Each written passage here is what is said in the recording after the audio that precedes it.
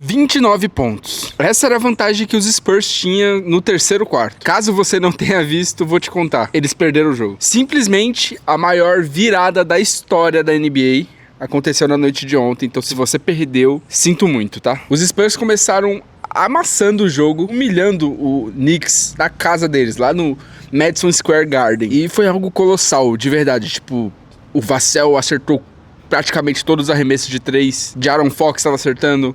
O Dylan Harper e o alienígena de 2,24 m, o Wembanyama. Não tem como falar desse cara, tá ligado? Só que alguma coisa aconteceu ali que eles simplesmente entregaram um jogo ganho. Um jogo... Ai, meu Deus do céu, não sei nem o que falar, velho.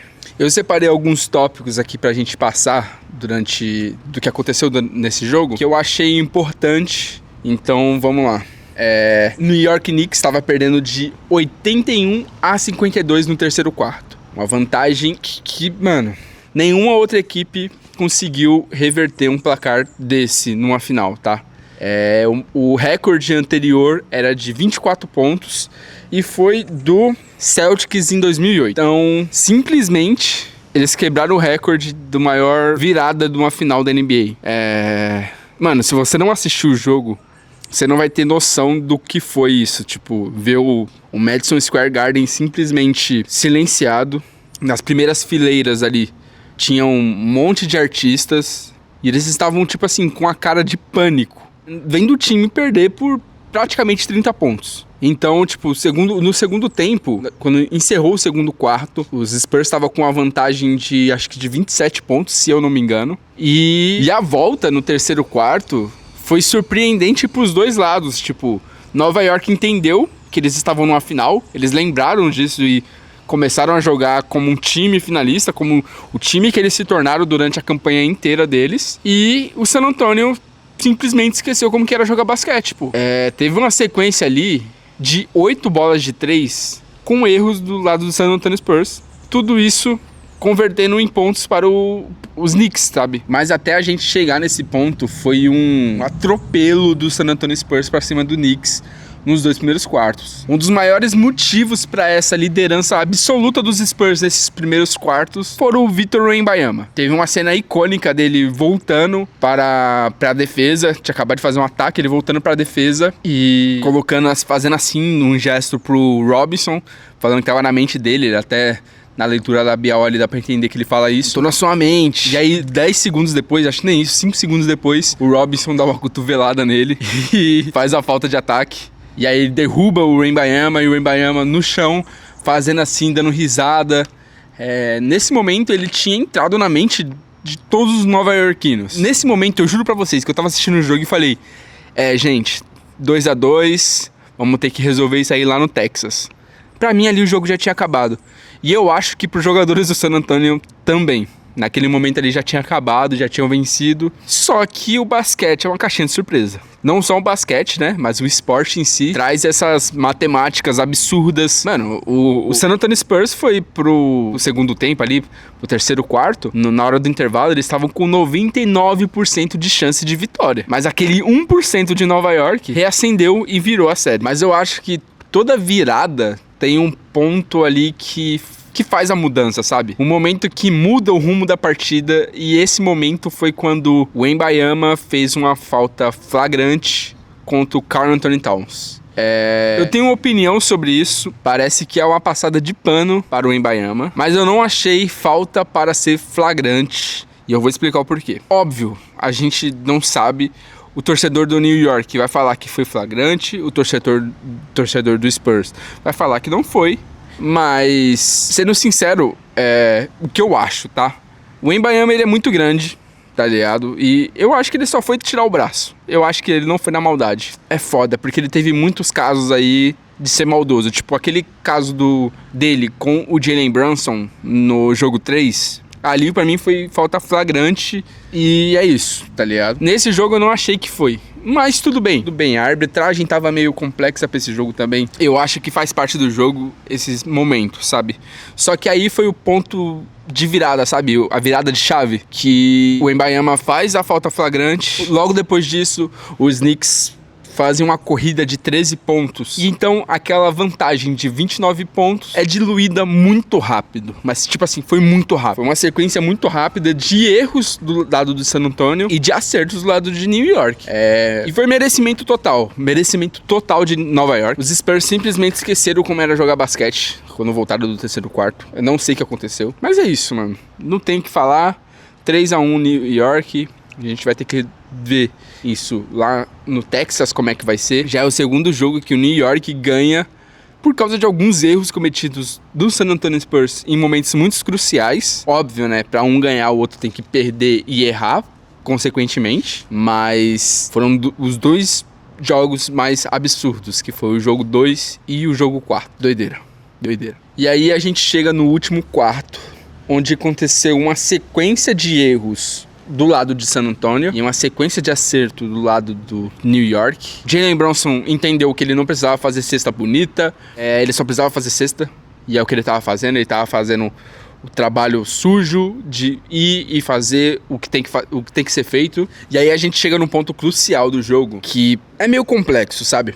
Muita gente ficou reclamando do Mitch Johnson, do técnico do San Antonio Spurs, por não ter pausado a partida na hora que Nova York começou a crescer no jogo, sabe? Só que foi uma estratégia que ele usou de, tipo, ignorar esse fato e fazer o time jogar, só que o time de jovens ali não segurar a pressão. Começa com o Wembanyama sofrendo uma falta, indo pra linha de lance livre e perdendo os 2 lances livres, sendo que ele é um dos jogadores que é especialista em fazer pontos de lance livre, sabe? Ele sofre muita falta, então, consequentemente, ele tem que, pelo menos, treinar e ser efetivo ali na linha de lance livre. E ele é um dos melhores que a gente tem na liga. Só que a pressão chega. É pressão, é cansaço, é o mental, o próprio mental dele já ficou abalado. Tudo isso junta e dá o que deu, tá ligado? Ele errando 2 lances livres, começa com isso. Aí tem alguns ataques. E aí chega um momento em que tava faltando em torno de 12 segundos, 11 segundos. Os Knicks forçam uma jogada, perdem a bola e o De'Aaron Fox sai livre, completamente livre, com a bola no contra-ataque. Óbvio, questão de instinto. Ele foi pra cesta pra tentar fazer, mas existe alguns pontos ali que ele poderia ter feito, sabe? O pessoal criticou muito e eu acho que com razão. Ele fez um jogo muito bom no primeiro tempo ali, no primeiro e segundo quarto. Um jogo excelente, pra ser sincero. O terceiro e último quarto dele, ele deu uma sumida, uma apagada grande, assim como todo mundo do time. Só que nesse momento aí, ele até falou na entrevista pós-jogo que ele acreditou que ele ia conseguir chegar antes da defesa. Eles estavam ganhando de 1 ponto, então com a cesta dele ia pra 3 pontos, o que garantiria a vitória do San Antonio Spurs, só que tinha um risco. E foi o que aconteceu. Ele foi pra bandeja, tomou o toco do OG Anunoby, e a gente já vai falar desse cara. Tomou um toco e perdeu a posse de bola. Mas, mano, a pergunta que fica é por que não parar, sabe? Tipo, pegou no contra-ataque, segura a bola, mano. Quem tem que fazer cesta é o New York, não é o San Antonio, sabe? Tamo ganhando de 1 ponto. Segura a bola, deixa os caras fazer falta. Você vai pra linha de lance livre, você arremessa o lance livre. Por mais que você erre um, acerta um e erra o outro, tudo bem, é 2 pontos de vantagem. Eles vão ter que fazer uma jogada pra 2 pontos ou 3 pontos, faltando 3 segundos no relógio, pô, sabe? Faltou um pouco de maturidade, um pouco de experiência que ele mano, que ele tem, sabe? Ele tem essa experiência, ele é veterano. Mas não foi isso que ele escolheu. Teve 2 escolhas e escolheu tentar fazer a cesta. Sofre um tocaço, sabe? Limpo, 100% limpo, do OG Anunoby, e recuperam a posse de bola para o New York. Logo na sequência, a bola vai para a mão do Jalen Brunson, que tem que resolver, o cara que resolve em Nova York. Ele tenta espaço, tenta de um lado, tenta do outro, não consegue. Faz um arremesso de muito longe, erra. Só que o OG Anunoby, não satisfeito em ter feito um tocaço e salvado a vida do New York, ele resolveu dar uma de herói. E como o Karl Anthony Towns mencionou na entrevista lá, com a mão de Deus, ele deu um tapinha na bola, faltando 2 segundos, 1 segundo. A bola entra no aro ao som do final do último quarto. O Garden, naquele momento, parecia uma comemoração de final de Copa do Mundo. Mas é uma final de NBA, né? Quase a mesma coisa. Doideira. Foi todo mundo gritando, as celebridades abraçando desconhecidos. Foi um bagulho único, sabe? Valeu a pena pra cada centavo que cada um pagou ali, mesmo eu achando um absurdo esses valores, mas é uma experiência única que loucura, mano. Os caras fizeram a maior virada da história da NBA numa final, num jogo 4, onde eles estavam perdendo por 29 pontos, eles viram, ganham e vão pro Texas com 3-1. O basquete tem dessas, mano. O basquete tem dessas. E o OG Anunoby marcou, deixa eu ver aqui exatamente, mas eu acho que foram 33 pontos. 33 pontos, 4 rebotes, 1 assistência, 1 roubo de bola e 1 toco. O único toco dele foi o toco heróico ali. Mas que jogador bom, mano. Eu mencionei isso no último vídeo. Ele tá se tornando cada vez mais decisivo, importante. Muito bonito o basquete dele, muito bem jogado. É muito bom de assistir, sabe? É um cara que não desiste. É um cara que é concentrado, é um cara que é maduro o suficiente. Tanto que no pós-jogo, perguntaram pra ele sobre esse lance que foi simplesmente absurdo. E ele até falou como se fosse algo mais comum do mundo. Senti que tinha que ir, fui, dei um tapinha ali meio angulado. A bola bateu na tabela, entrou no aro. Ainda bem que entrou. Tipo...